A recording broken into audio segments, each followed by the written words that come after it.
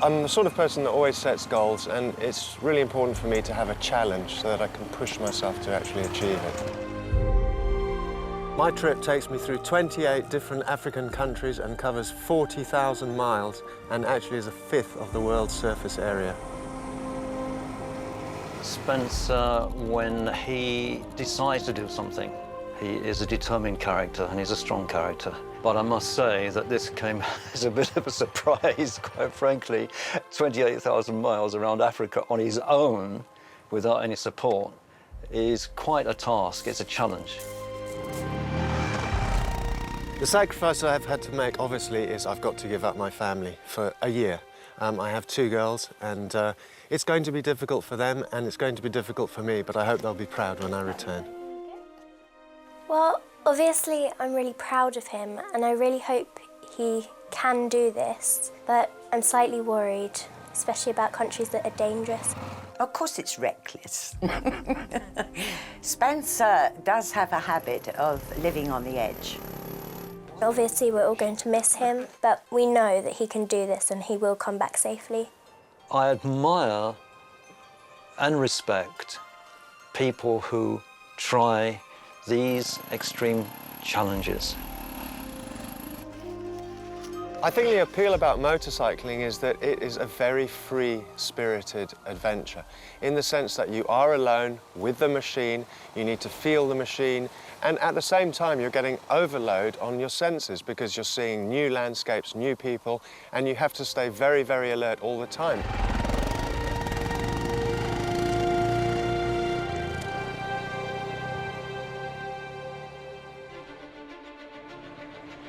Finally, after a year of planning, the day has arrived for Spencer to pack his bag and set off on his epic journey.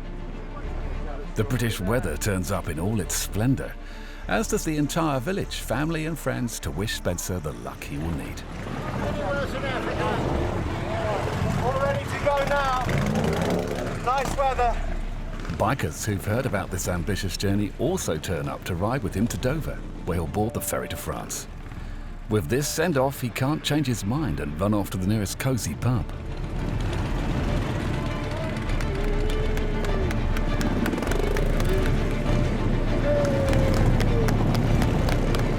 Spencer's plan is to ditch his soaking wet biker mates and cross the English Channel at Folkestone to Calais. From there, he'll travel 1,000 kilometres through France to Marseille. At Marseille, he'll leave the land of garlic and casseroles to catch the overnight ferry to the land of hummus and kebabs, Tunisia, which will be the start of his African adventure.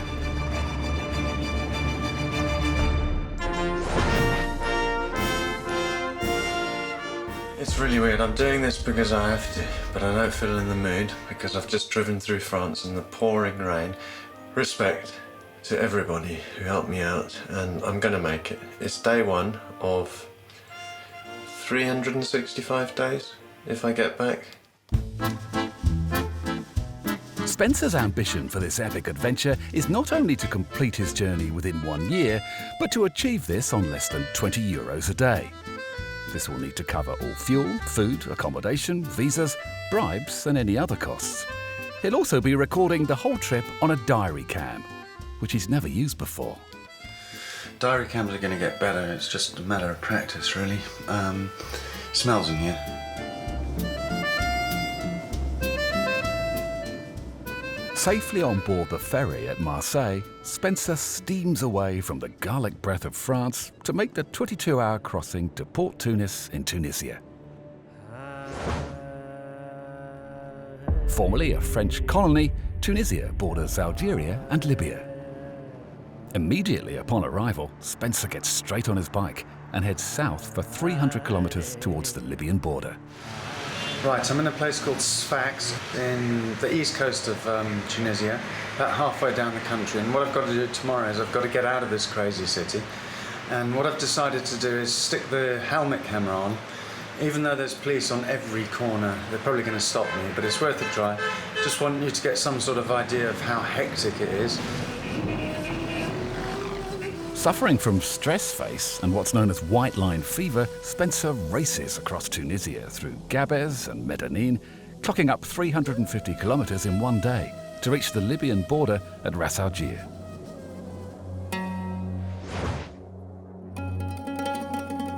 Travelling in Libya is heavily restricted.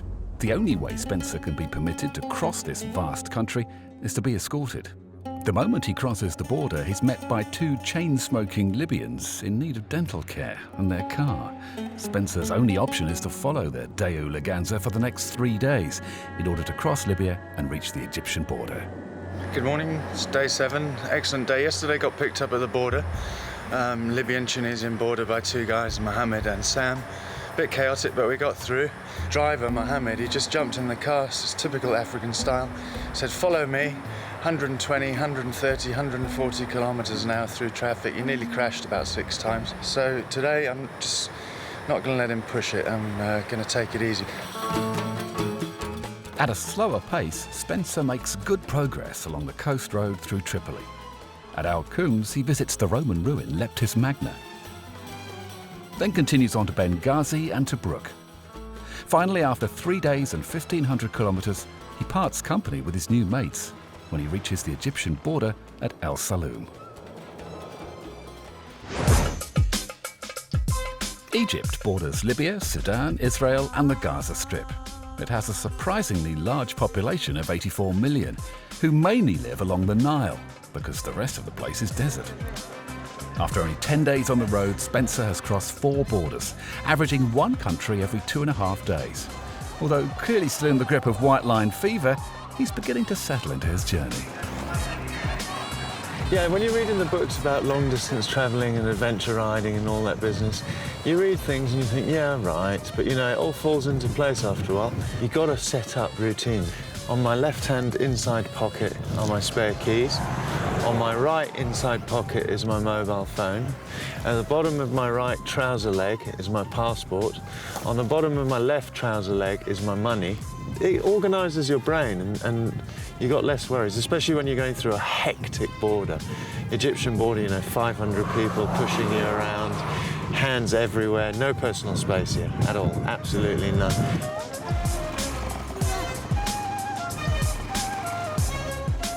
Okay, I'm in a place called Marsha Matrush and it's really beautiful. I just wanted to tell you about the best meal I've had so far on this trip.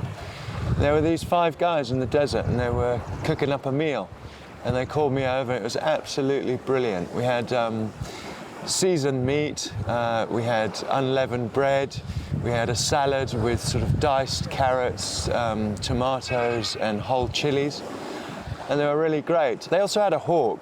Anyway, they weren't too keen on me filming them, but I managed to persuade them after a while, after they'd hidden their guns for some reason. I don't know, I thought you allowed guns here.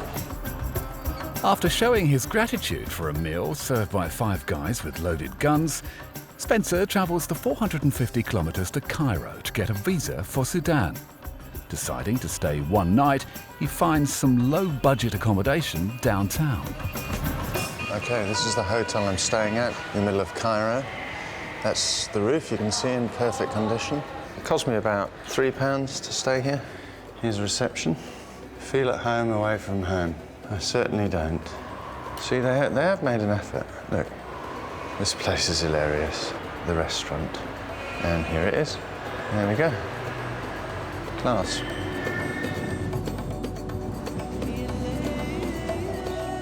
After getting the Sudanese visa sorted and experiencing the luxury accommodation of Cairo, Spencer skips the pyramid tour and heads south along the fertile banks of the famous River Nile. His next destination is Luxor. I've noticed, because this is a bit off the beaten track, so I've come into some little towns, there's been 4 or 5 junctions, and you have to drive around. You ask someone, same old story, he says one way. You ask someone else and he says, no, it's the other way. So you find out from about 5 people, and if 3 of them agree, you go for it.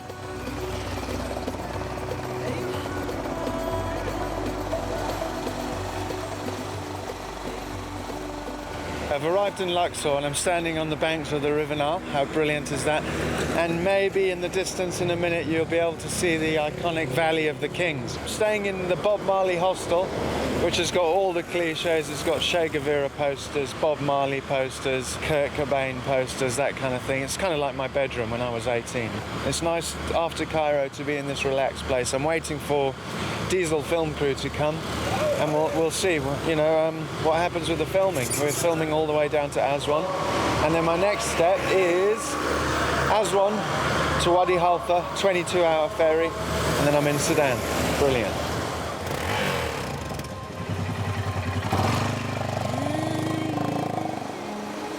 Before Spencer left England, he received free laser eye treatment. In return, the laser company requested an advert to be shot during his journey. After spending a lot of time trying to find a suitable location, the camera crew finally started filming at a Nubian village on the banks of the Nile. To complete the picture, they borrow a camel from a friendly local.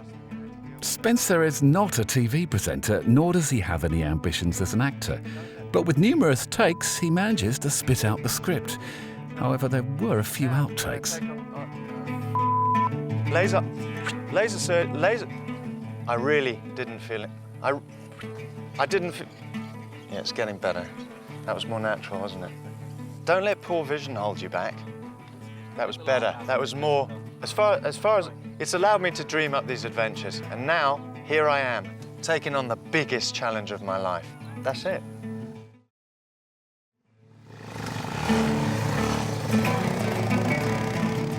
With an Oscar-winning performance from Spencer and some action riding shots filmed in the desert, the commercial for laser eye treatment is completed. As Diesel Films heads back to Blighty, Spencer moves on to the Aswan Dam to catch a ferry across Lake Nasser to Sudan.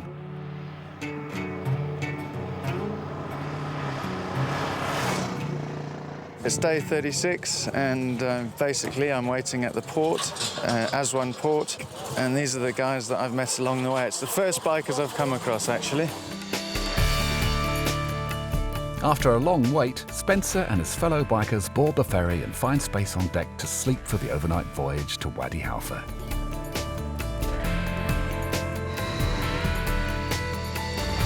Okay, good morning. I've got to speak pretty quietly, so I hope you can hear me above the engine. If you want to get down into sub-Saharan Africa, you have to catch this ferry. And as it stands now, we got on the ferry at 9 o'clock yesterday morning, and it didn't go till 10 o'clock at night. It was absolutely freezing, and the worst thing is I'm sleeping right by the very edge of the boat. This is how I slept, I'll show you.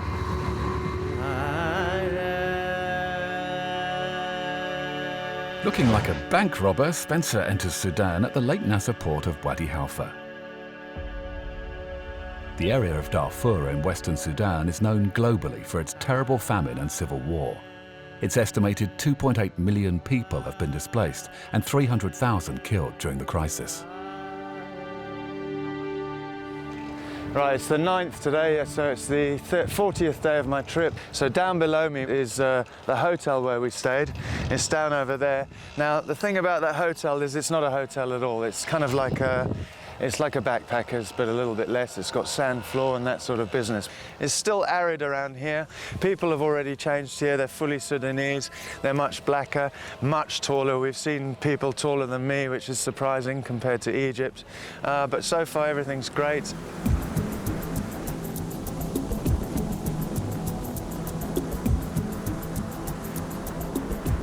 It's all going well.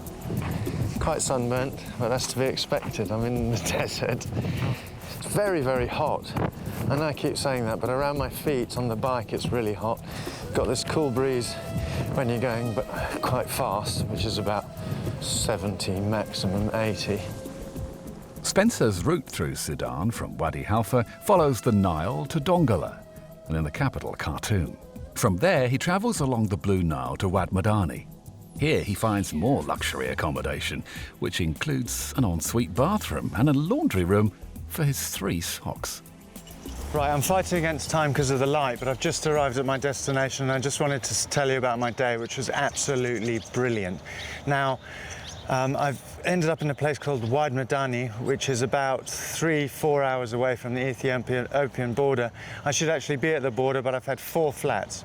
Now, why did I have a wonderful day? Well, the tyre was going down, came past this place and saw tyres and everything. I thought, oh God, I'll go in there and he can sort it out. Went in there, was a really great guy. We basically worked together and fixed it. It was a big cut.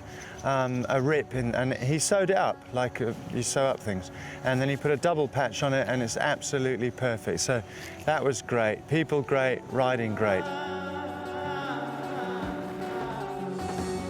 Okay, I left Wad Madani in Sudan this morning about 5:30, and I've been driving for 2 hours. I can't be that far from the Ethiopian border, and at last the sort of landscape's beginning to change a little bit. Getting out of the desert, sort of, at last, after 4 countries of it. Before Spencer leaves Sudan, he visits the typical roadside fast food outlet and orders himself the fresh local delicacy. There we are, this is our food. We're going to eat it. Yes.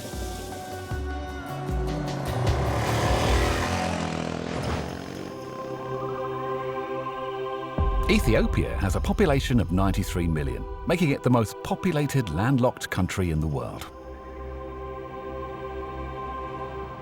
Right, I've been in Ethiopia for about an hour and I'm absolutely blown away by the place. It is beautiful. The change from Sudan is just incredible. I'm not saying Sudan isn't beautiful, but everything's changed. The people have changed, the clothing's changed. They look a lot poorer, but a lot happier. They're a lot more friendly so far. The scenery is absolutely stunning.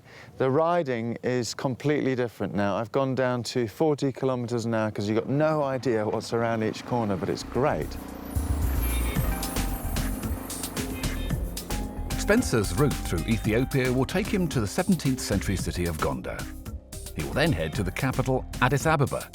From there, he'll journey south for 800 kilometers to the Kenyan border at Moyale.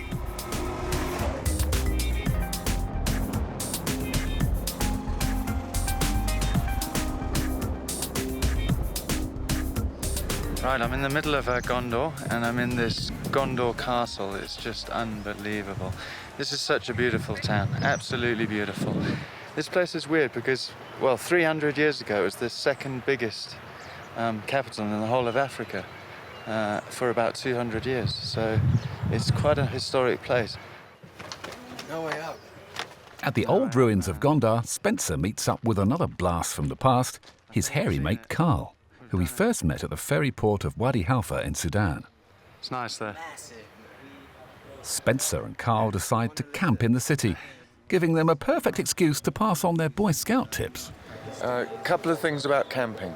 You don't need a big tent. You can actually make it from the north to the south of Africa almost without a tent because there's always places to stay. My opinion is take a tent, but don't take a tent like these German guys that are with me, but it's just typical. Have a look. You can fit 20 Germans in there and maybe 60 Ethiopians. That's more the kind of thing that you want. See the size difference? After a night in Gondar, Spencer continues his journey towards Kenya. As he nears the border, he hears more and more reports about lawless bandits operating in northern Kenya. The area is becoming notorious for attacks and shootings on tourists. Carl has managed to hitch a ride on a 4x4. Handy with a camera, he films Spencer as they journey towards the border. I'm getting a little bit nervous now. I'm just about 45 minutes from the border, Moyale border, and there's been some trouble there. Basically what happened was 4 people got hijacked by Samburu tribesmen, everything got stolen, and then they were stripped naked and shot. I think I'm stalling slightly because I'm a bit nervous about getting over there, so just sort of holding off a bit. Okay, I don't really know what to say. It's New Year tomorrow. We're in Moyale on the border with Kenya. Behind me is the convoy that's going. The reason they've got this convoy is because people are getting shot. Pretty scared at the moment. I'm going on my own. Carl's managed to get a lift with 3 English guys in a Land Cruiser, so I'm going to stick close with them. I didn't really want to make this kind of report, but we've been told by a couple of people, so that's that. Let's hope I make another report. Spencer makes it safely over the border and continues travelling alongside Carl and his 4x4 buddies. His plan for the next few days is to travel the 1,300-kilometre route from the border crossing at Moyale to Marsabit, and then on to Isiolo, and finally to Kenya's capital, Nairobi. But progress is slowed as he keeps sitting down for a break. Say that again. Well, the back tyre's a road tyre and it's completely bald. So in this mud here, it just won't hold the road. I got my boot wedged in here. I nearly broke my foot there. Check it out. I just got out. Look at that. I just dived out the way, but it caught my foot.